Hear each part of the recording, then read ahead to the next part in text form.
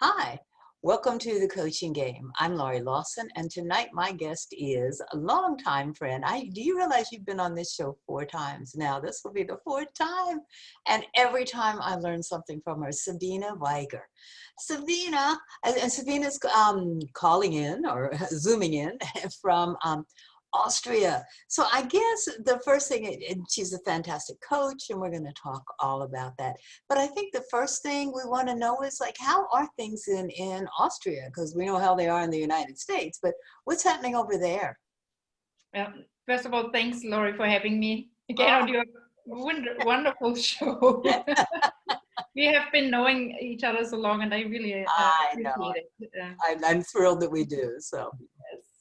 Well, things are, things I would say they are good, they're okay. mhm.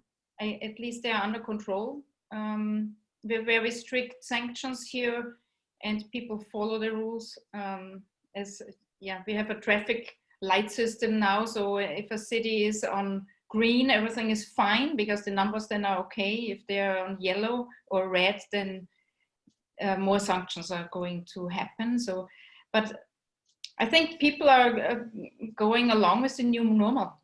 There's Yeah. no way than doing that. The traffic light thing that you say reminds me of we had the alert system after 9/11. If it was high alert, it was red and and orange, and it went down the spectrum.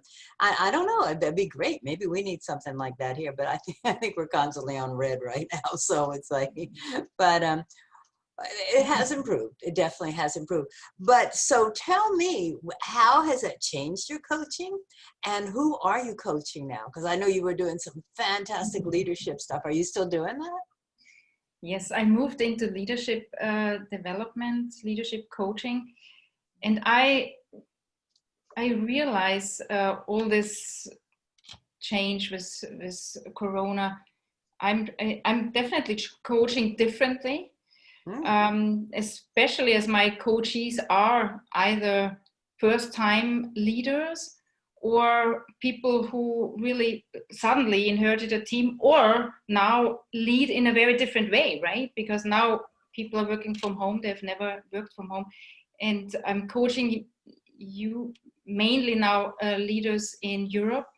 So, I feel like in my times in the US, it was pretty common that we all worked from home, right? Or we worked remote. Here, it is not so common. So suddenly people have to change how they lead because people are just not in the same office. So there's a lot around what leadership style is needed now, fears, how to deal with uncertainty. Yeah, that is interesting. I didn't realize. I just, Americans, we assume everybody's just like us. I just assumed everybody was working from home remotely and via computer. And so that is a big transition. Wow. Absolutely. But how grateful they should be that you have had that experience in the United States. So you got it down. Oh, that's fantastic. Well, I definitely have an advantage on that. Because for me, it's pretty normal, right? I have been doing working remotely so many years. And I just realized also with Corona, how many people actually have never worked from home, have never worked remote, and what it brings with it. It's like, oh my goodness, it definitely needs a different communication. It needs proactive approaches on checking in with each other. Right. It's very different, absolutely. But I think it's absolutely something we can all grow I and think develop we have to. ourselves. You Yeah. have to, yeah. And it's interesting because I know you mostly you're in the corporate world and you're in the, team building, but I'm finding that my clients who are more personal and one-on-one, because I don't do a lot of corporate work, are the problems have changed. The problems have changed rather than, I want to advance in my career. It's like, I need the foundation. I need the structure of being in an office at a desk with other people. I don't know how to do this. I don't know how to work this way. I don't know if I'm being understood.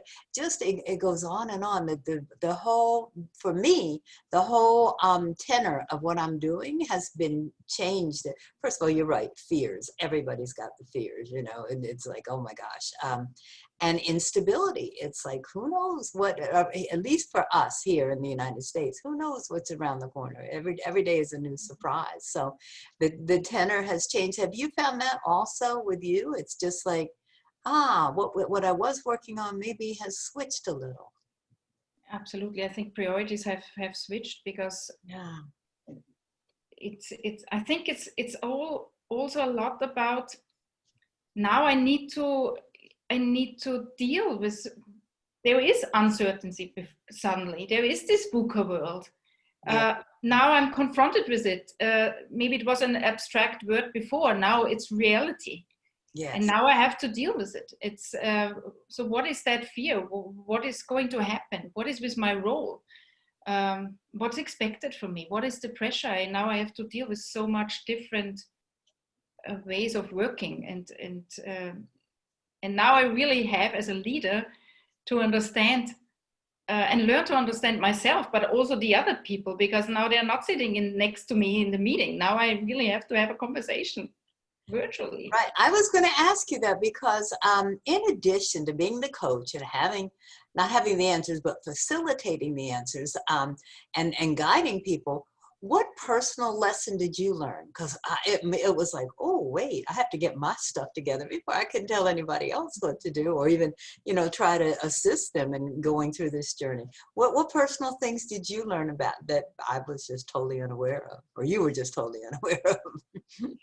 Well, you know, the last 3 years I have been working and coaching in virtual companies, and they were both companies I'm working for, or have been working for, are set up in a TEAL, self-managed way. Definitely going to ask you about that, what that TEAL thing is, because you keep bringing it up and I'm dying to know. So yeah. It's a concept from Frederic Laloux, Reinventing Organizations. And I feel like that's really the future, even though we are far away from now, but it goes away from the hierarchies that we have in corporations right now, in organizations. It's more self-management, but also organize yourself. Work as you feel like it works for you, because it really plays into motivation. And what my big learning was, I have always been in a hierarchy, in a metrics system. And there was always a leader who made the final decision. Mm-hmm. Now it's like, okay, I am the person who makes the final decision. That could be me, yeah. Exactly. So learning along the way for myself to adapting to these systems, but coaching people, leaders who are going in their organization through a transformation like that, that is pretty challenging if you have always had someone who made a final decision. Yeah. Now you need to really deal with your inner strengths, with your values. You need to understand how other people are and yourself. What is important for you? Suddenly they're not these processes or structures in place that help you make a decision. Yeah. And that's what my big learning was. It's like, okay, I make the decision, I structure my day.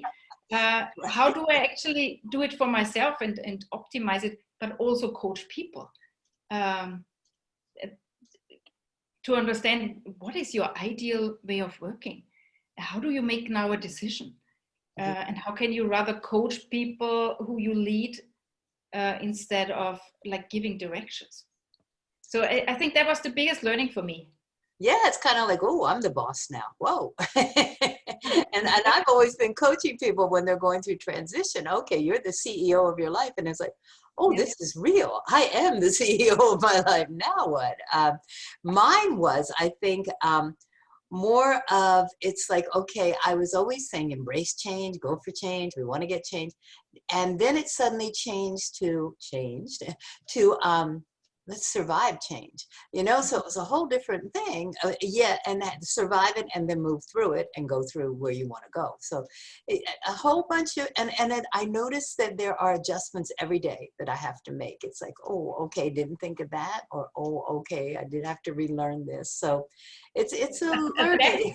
Yeah, adapting on the go, right? It's Yeah, adapting yeah. to the new situations constantly. It's like being a little bit in the flow. But so it's so much easier to say than do, it's like, oh no, I got to do this, but good for you. So you are coaching emerging leaders and leaders going through what I noticed on your website. You say Agile Transformation. What is that?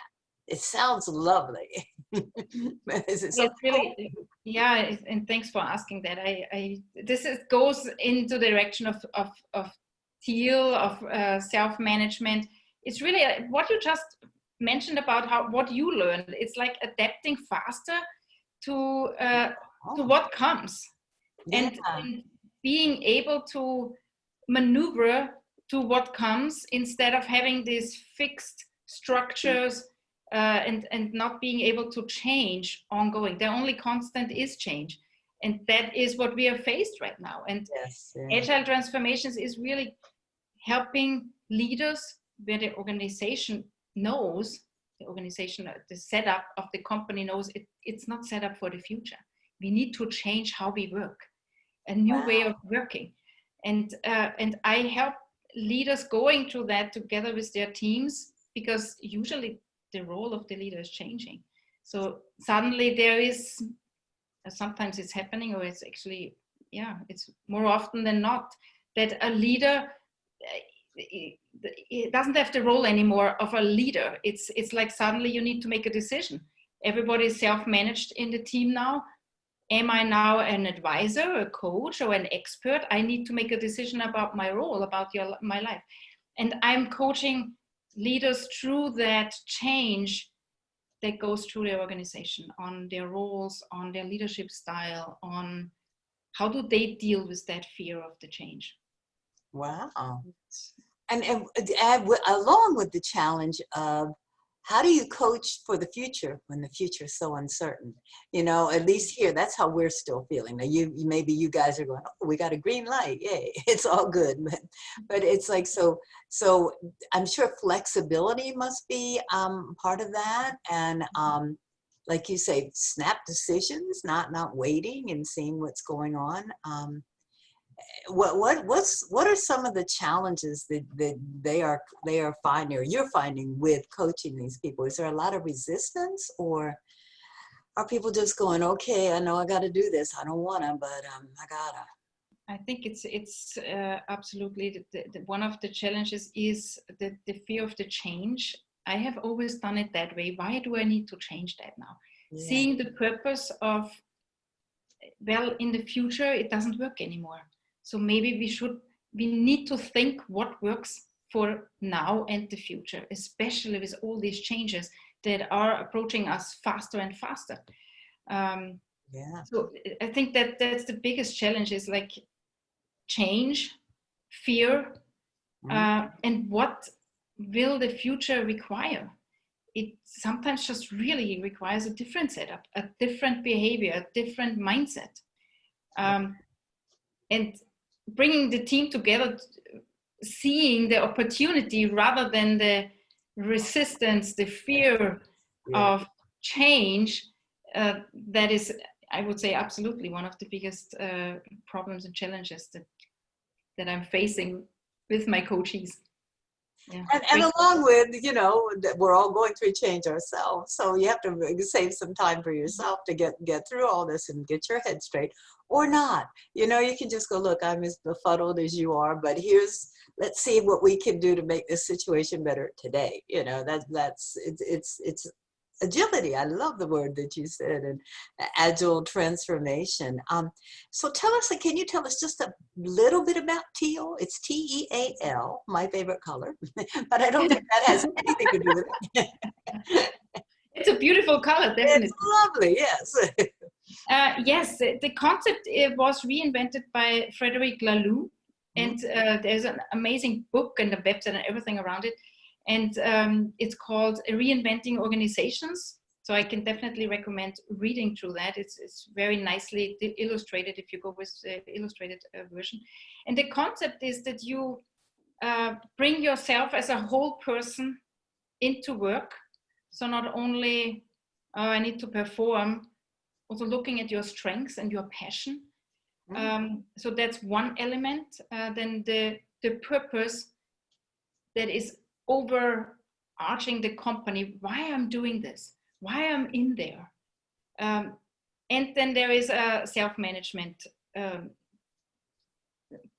component of it. So self-organization, empowerment, working in a self-managed way. These are the three main components of TEAL. It's a very different concept.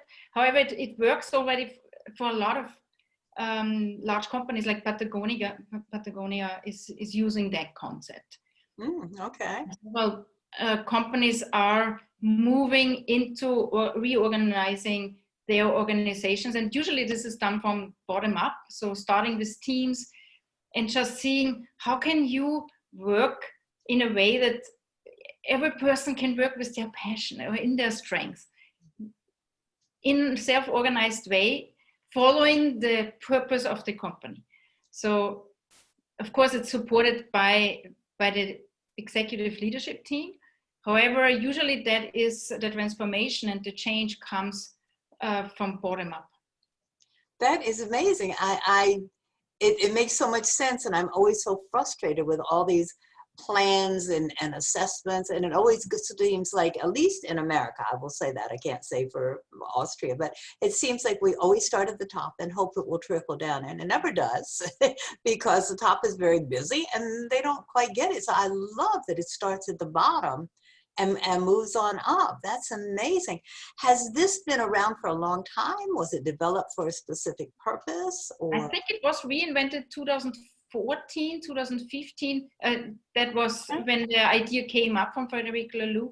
Yeah. I mean, I feel like it's needed these days, because it all starts with the people on the ground. It's like the motivation, the productivity. If you are there with your whole person and everything is allowed, you can say what you want to say. You are a part of the company. You bring the company forward with your ideas, with your passion. I mean, it completely makes sense, right?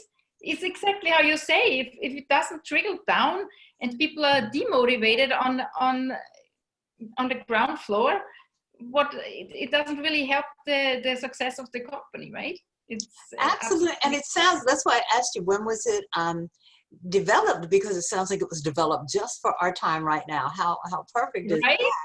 Yeah, and it's like, and in America, we're undergoing a transmission, but a transformation, where people have been deemed essential workers, and we realize it's all the folks at the bottom of the hierarchy, whoever developed that are out there doing the things that we need so desperately. And oh, I love that idea of from the bottom up. What a great, how exciting. How long have you been doing that? Well, I have been doing this. Well, I have been working in a TEAL company the last 2.5 years. So I've experienced it. It sounds amazing. It comes with some challenges too, of course. Yeah. But it's a very different way of working because we all, the feeling hey, we're going all for the same purpose, that makes you very strong and passionate. Yeah.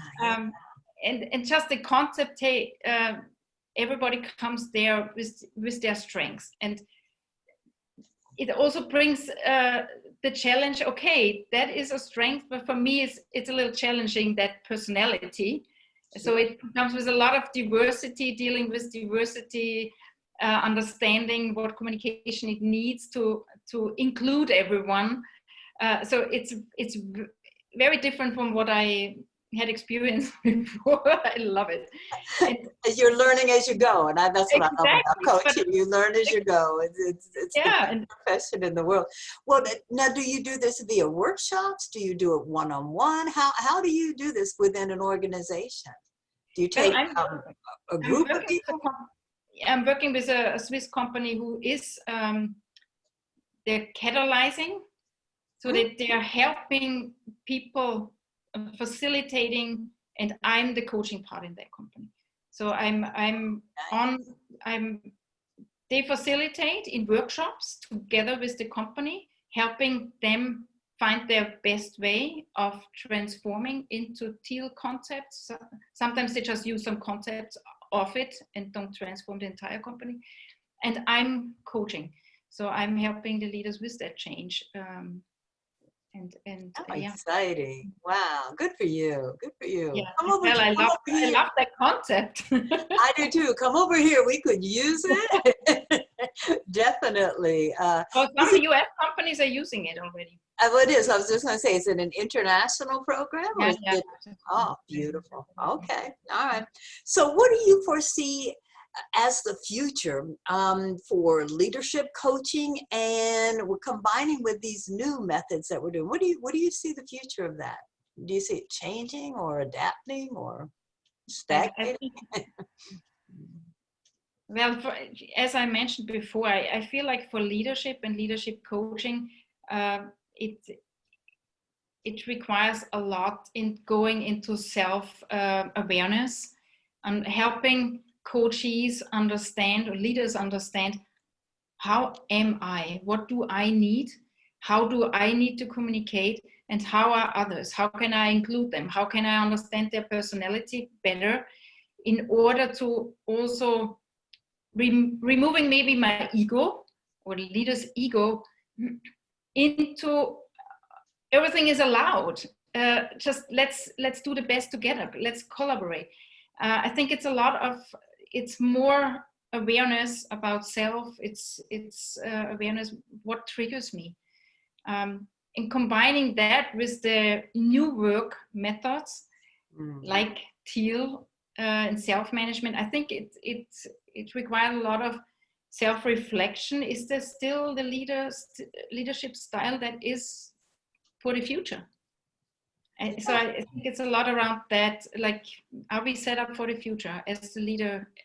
Is that working that had worked in the past? Does it really work now? And for the situation we are all in right now with Corona.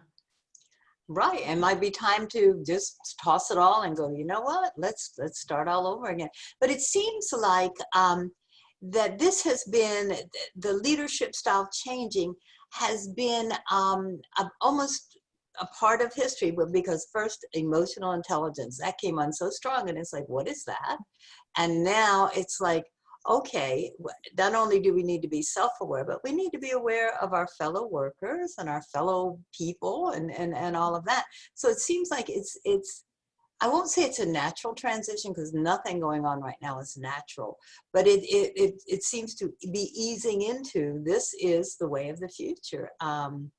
And it sounds like you were on top of it, a little ahead of the game. So good for you. Well, I hope so. Well, I don't know, but I think it's not even new. I think it's just a new awareness that this is needed now in that time of change. Yeah. And maybe also the ability of how to build trust, even though we are all virtually. We don't see each other in person. Now we have to build up that trust that is needed in each other in a corporation now to get the great collaboration going, right? So I feel this is even more key than before. It's more key, and there are so many lessons to be learned. I mean, there are people, first of all, who have to learn how to deal with Zoom and all of the other, Uber conference and whatever they're doing, however they're doing that. But it's also I just took a class from a very dear friend who also comes to the show every time she's in from Oregon, and now it's like, oh, we can Zoom. That's good. But she has a class. It's like, and she does body language and how to communicate on Zoom, and it's a whole different way of communicating that I don't think we're totally aware of yet. But there's just so many new lessons to learn, and I mean, you can't just get overwhelmed. Or you can embrace it and go, okay, here we go. We're in for some learning. Yeah. Yeah, go with the flow and adapt as things go. And you, as you said before, it sounds easier said than done, but Right. it's a practicing, right? Practicing it and adapting to what's needed. Yeah. Now, how are you dealing with the leader? Are you doing this via Zoom, or can you actually do this in person over there? No, it's everything is right now virtually. Yeah. I just work via. What adjustments did you have to make for that? Once again? What adjustments did you have to make for doing everything via Zoom? Well, I'm used to coaching virtually, so for me it was pretty normal. Several people who I'm coaching newly, for them it was like, oh my goodness, I was not ready to be coached virtually, but I see now it works anyway. Right. So why not doing it that way? Yeah. And trust building can be done very easily via Zoom or via Skype or any of the other tools too, as we know, right? Because we have absolutely, yeah. if we're going to survive, that's how it's going to happen.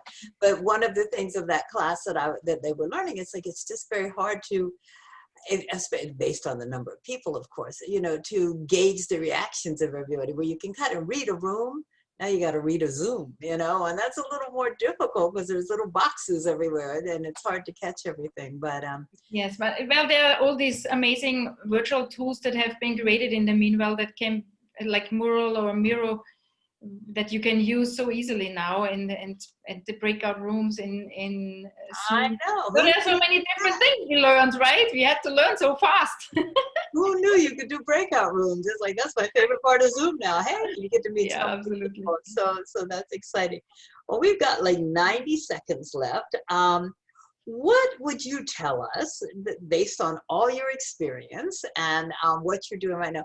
What would you tell poor little America and all of us? Now, what would you tell everybody in general? It's like, what's one of the major pieces of advice you would leave us with? Well, nothing new. Everybody knows it. The only constant change is change. Embrace it and go with it, and letting go of anything that is actually holding you back. Listen about what do you need, what are your strengths, and go with your passion. I think that's very important in these times. Believe in you. Right now, and I think I would say, not that you asked me, but I think I would say, find the opportunity, because my opportunity was, wow, I get to have Sabina Wieger on my show because I can do it by Zoom now. So there are some blessings, and you are one of them, and I always appreciate you being here. And hopefully, I'm willing to do this again if you are. So let's keep talking in the future and see what we can learn together. Thank you so much, Laurie, for having me. It's always such a pleasure. Even though we are so in distance, we are close. Always close, always in my heart. So yes, definitely. Thank you, Sabina. And we will stay safe over there, and we will talk to you soon. Thank you. Bye, Laurie. Bye-bye.